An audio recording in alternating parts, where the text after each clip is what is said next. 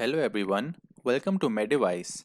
In this video, we will be looking at some of the introductory things that you should know about the gastrointestinal physiology before studying this topic in depth. So we'll be looking at the structure and the innervation of the GI system. So let's start. So what all parts are included in the GI system? So you have the mouth or the oral cavity, then you have the long tube called esophagus which connects the oral cavity to the stomach, then you have the stomach. After that comes the small intestine which has three parts, the duodenum, jejunum and ileum. You have the large intestine and finally the anus. There are some very important additional structures which help in the digestion.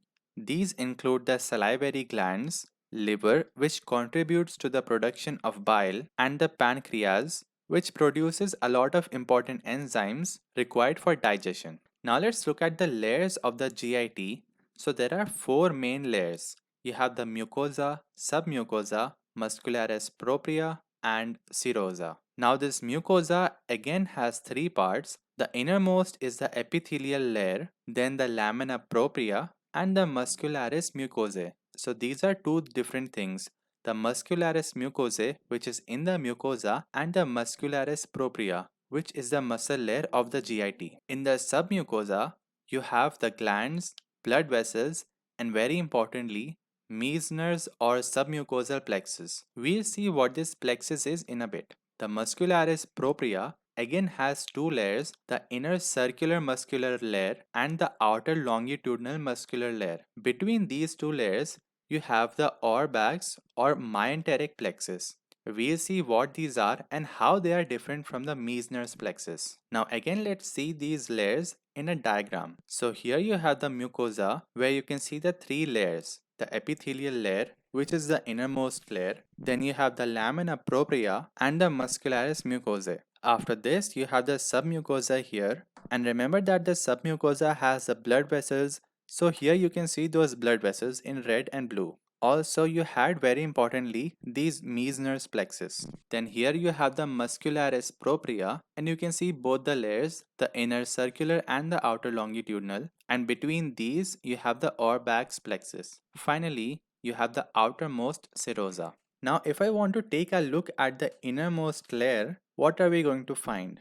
We are going to find that most of the GI tract has these projections called as villi. The function of villi is to increase the surface area for absorption. Zooming into the villi, you will see that there are small projections on each of the cells. These are called as microvilli. Now very similar to the projections going outward, you have depressions which go inwards. These are called as crypts of liver cone. Let's zoom into these and see what's going on here. So at the bottom of this crypt, you will find Punnett cells. The Punnett cells produce defensin, lysosomes, and angiogenin 4. Basically, these are important for the protection. In these crypts, you will also find a lot of stem cells. Now we need to know about the Meissner's plexus and the Auerbach's plexus. So we already saw that the Meissner's plexus is located in the submucosa while the Auerbach's plexus is in the muscularis propria. Now the function of Meissner's plexus is regulation of glands and blood vessels in the submucosa, and the Auerbach's plexus controls the motility of the GIT. Meissner's plexus is located from the mid portion of the stomach to the small intestine, but the Auerbach's plexus are located throughout the GIT. Important distinction. Now we also need to know about Galt. So Galt is also known as gut associated lymphoid tissue, and this is a part of MALT or mucosa associated lymphoid tissue. So MALT is located throughout the body and Galt is the one which is located in the GIT, mostly found in the small intestine, large intestine and appendix. And it is composed of a lot of lymphocytes, lymph nodes and Peyer's patches. So what exactly are these Peyer's patches?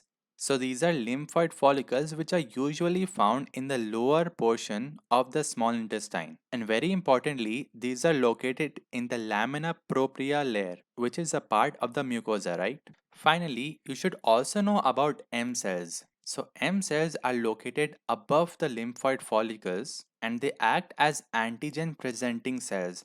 So whenever they come across an antigen, They take these antigen inside the cells and then they present them to the lymphoid follicles. So they act as gatekeepers in a way and they deliver the antigens to the Peyer's patches. This was all about the introduction. Now let's practice a few MCQs so that you get a good grasp at this topic. So first question, which layer of the GIT contains blood vessels, nerves and lymphatics and is responsible for nutrient absorption? Mucosa, submucosa, muscularis externa or serosa? So very easy, you know that the answer to this is submucosa.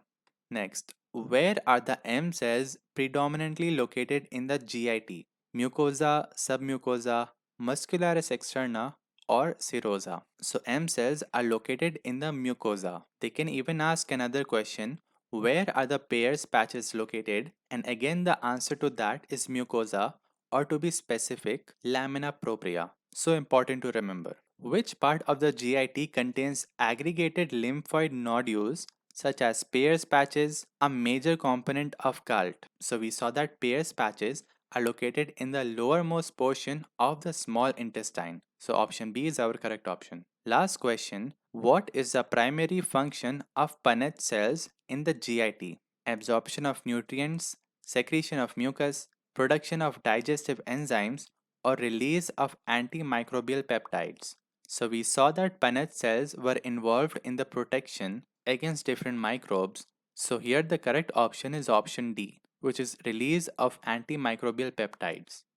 That's it for this video. If you have any doubts, so please leave them in the comments or feel free to message on Instagram anytime. I'll leave the link to my Instagram in the description. Thank you.